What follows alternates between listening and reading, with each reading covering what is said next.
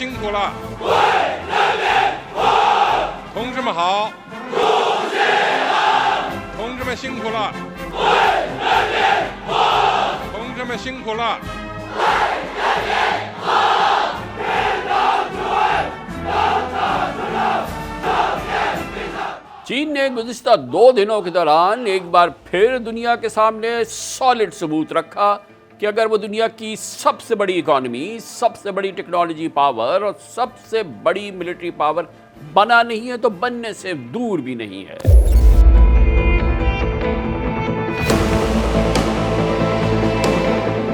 Experts का इन तमाम मामलों में कहना है कि चीन ने इन तमाम शोबों में गुज़िश्ता चंद सालों में ज़बरदस्त बल्कि नाकाबिले यकीन तरक्की की है। चीन की मिलिट्री पावर में जिस तेज़ी से इजाफा हुआ है, पूरी दुनिया उसको देखकर हैरान है। कल विक्ट्री डे की फौजी परेड में चीन ने 15,000 किलोमीटर तक मार करने वाले DF-5 इंटरकॉन्टिनेंटल मिसाइल्स को दुनिया के सामने रखा।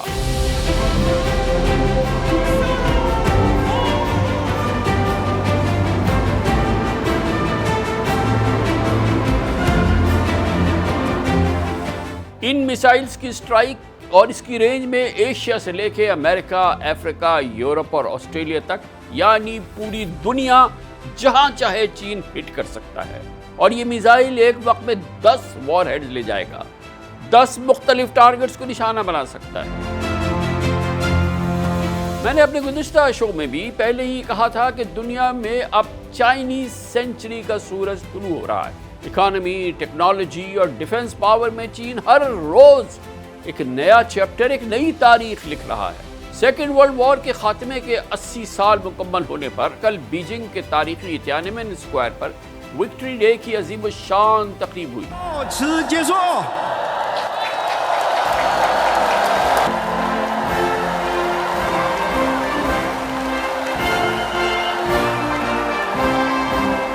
इस मौके पर चीन की मिलिट्री पावर और डिफेंस एसेट्स को दुनिया देखकर हैरान परेशान हो गई। माजी में चीन अपने मिलिट्री इक्विपमेंट्स को मंजर आम पर लाने से गुरेज करता था, लेकिन इस बार यानी कल उसने ये पर्दा हटा दिया।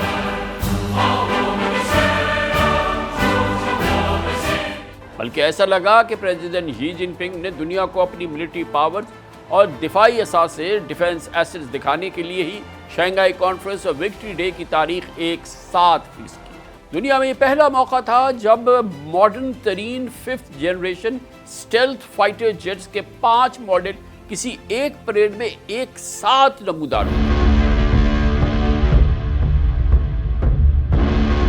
कई दहाइयों से दुनिया में ये कहानियां फैलाई जा रही थी कि चीन गैर मुल्की प्रोडक्ट्स की कॉपी या नकल करने का माहिर है।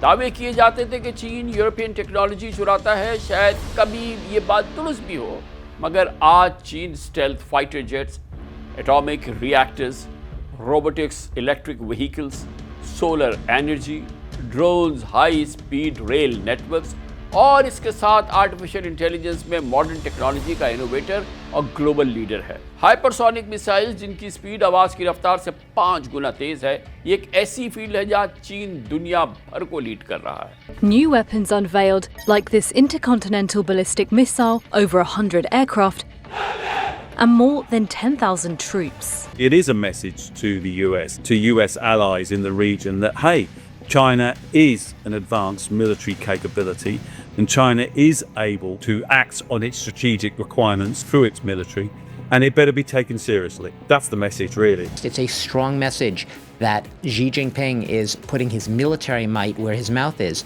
and he's showing the world, not just saying to the world, that we are here and do not try to challenge us because it will not turn out well for you. कल victory day की parade चीन के military industrial complex पर नजर रखने वालों के लिए इंकशाफात की एक ताज़ा तरीन किस्त थी। विक्ट्री डे की नुमायां झलकियों में वो तैयारे भी शामिल थे जो चीन के एयरक्राफ्ट कैरियर नेवल फ्लीट पर खिदमत अंजाम देंगे।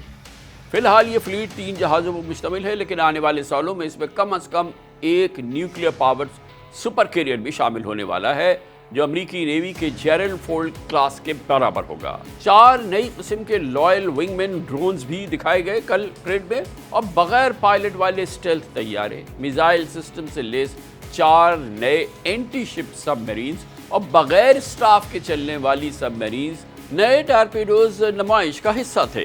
परेड में ऐसी रिमोट कंट्रोल आर्मर्ड व्हीकल्स भी दिखाई गई जो ट्रांसपोर्ट तैयारे से उतारी जा रही थी। परेड में सबमरीन ड्रोन्स भी पहली बार मंजर पर आए जो चीन के अमेरिका के साथ नेवल रेस में बर्तरी की अलामत थे। ये भी अहम बात यह है कि इस परेड का नज़ारा पाकिस्तान, रूस, ईरान, नॉर्थ कोरिया समेत 20 से ज़ायद मुल्कों के सरबराहान ने किया। पूरी दुनिया को दिखाया जा रहा था क्योंकि ये लाइव पूरी दुनिया ने देखा। प्रेसिडेंट ट्रंप ने कहा कि उन्होंने पूरी रात जाग के इस मंजर को देखा। I thought it was a beautiful ceremony. I thought it was very, very impressive. But I understood the reason they were doing it, and they were hoping I was watching, and I was watching. My relationship with all of them is very good. I watched the speech last night. President Xi's a friend of mine, but I thought that the United States should have been mentioned last night during that speech because we helped China very, very much. दरअसल China को एक अजीम दिफाई कुव्वत करार देने की कई वजूहात हैं। Peoples liberation army का Beijing defence complex तकरीबन 1 साल से वेस्टर्न पावर्स और इंटरनेशनल मीडिया की तवज्जो का मरकज बना हुआ है। अमेरिकन इंटेलिजेंस एजेंसीज चीन के इस कॉम्प्लेक्स को ऐसे war command and control centre के तौर पर देख रही है जो मुमकिन तौर पे अमेरिका के डिफेंस हेडक्वार्टर्स पेंटागन से 10 टाइम्स बड़ा होगा। चाइना अमेरिका के बाद दुनिया का दूसरा सबसे ज़्यादा डिफेंस बजट मुख्तस करने वाला मुल्क है। चाइना ने 2024 में अपनी फ़ौज के लिए $373 बिलियन मुख्तस किए, जो अमेरिका के $840 बिलियन के डिफेंस के बाद दुनिया में किसी मुल्क का सबसे बड़ा मिलिट्री बजट है। हाउस ऑफ कॉमन की वेबसाइट के मुताबिक गुज़िश्ता साल ब्रिटेन ने अपने दिफा पर $54 बिलियन, फ्रांस ने $60 बिलियन खर्च किए, जर्मनी ने $64 बिलियन अपने डिफेंस के लिए मुख्तस किए थे। गोया चाइना का मिलिट्री बजट पिछली सेंचुरी के दुनिया की 3 इंपीरियल पावर्स ब्रिटेन, फ्रांस और जर्मनी का जो कलेक्टिव डिफेंस बजट है उससे डबल है आज।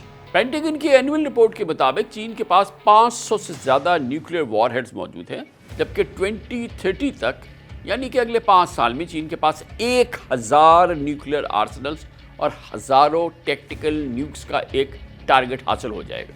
International think tank global fire power ने अपने डिफेंस इंडेक्स में चाइना और अमेरिका की मिलिट्री कैपेबिलिटीज़ का बड़ा इंटरेस्टिंग मवाजना किया है, जिसके मुताबिक चाइना 20 लाख से ज़्यादा एक्टिव और हाजिर सर्विस फौजियों के साथ दुनिया की सबसे बड़ी फौज है, जबकि अमेरिकन मिलिट्री फोर्सेस के एहलकारों की तादाद तकरीबन 13 लाख है। नेवल फोर्सेस के हवाले से चीन का दुनिया में कोई मुकाबला नहीं।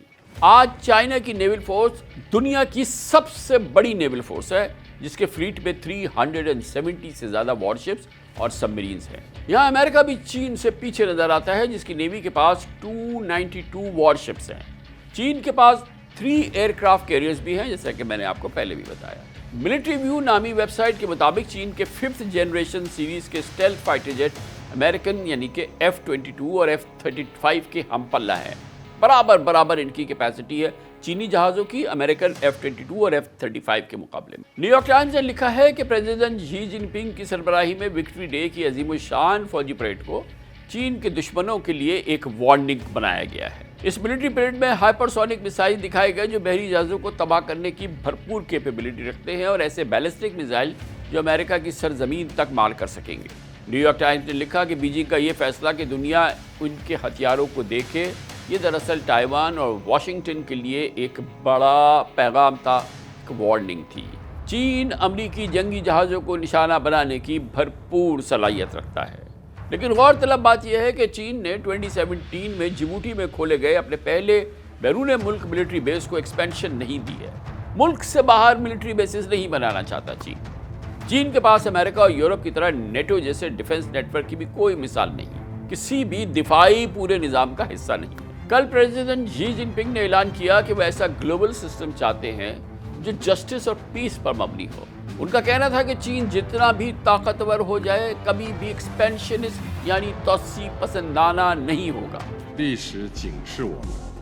History cautions us 人类命运休 that 戚与共， humanity rises and falls together 各个国家、各个民族只有 only 平 when 等相 all 待、 countries and nations 和睦相处、 treat each other 守 as 望 equals, 相助， coexist in 才能 peace 维 and 护 support 共 each 同 other, 安全， can we uphold common 消灭 security, 战争根源， eradicate the root cause of 不 war, 让历史悲剧 and prevent 重演。 the reoccurrence of historical tragedies.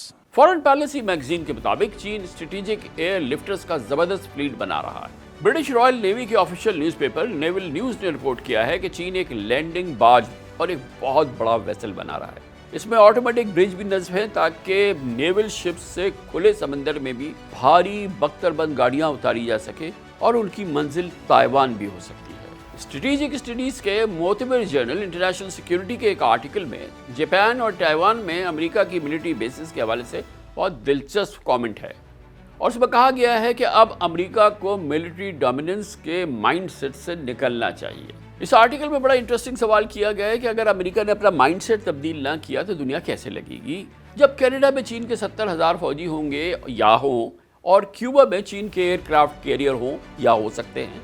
इस article में ये नुक्ता उठाया गया कि अब चीन इतना मजबूत हो गया है कि अगर अमेरिका उस तक की रसाई की कोशिश करना भी चाहे तो साउथ और सेंट्रल एशिया में कोई भी मुल्क चीन के खिलाफ अमेरिकी फौज की मेज़बानी नहीं करेगा। चीन की डिफेंस पावर स्ट्रेटेजिक असासों के जायजे के बाद मैं तो सिर्फ इतना ही कमेंट करूंगा और आपसे अर्ज़ करूंगा कि अमेरिका और यूरोप में पिछली सदी तक चाइनीज़ को ओपियम नेशन यानी मदहोश कौम, अफीमची कौम कहा जाता था। लेकिन शी जिनपिंग की क़यादत में चीनी ऐसे जागे कि अमेरिका समेत पूरे यूरोप की नींदें उड़ा दी। प्रेसिडेंट शी जिनपिंग को यकीन है कि उनकी क़यादत में चीन ने बाजी पलट दी है और चाइनीज़ सेंचुरी शुरू हो चुकी है। शायद विक्ट्री डे की परेड का मकसद भी चीन की मिलिट्री पावर और दिफाई असासों को दुनिया के सामने लाना था, जिसमें बज़ाहिर चीन 100% कामयाब रहा है। इसीलिए आज पूरे इंटरनेशनल मीडिया में चीन की फौजी क़ुव्वत का डंका बज रहा है।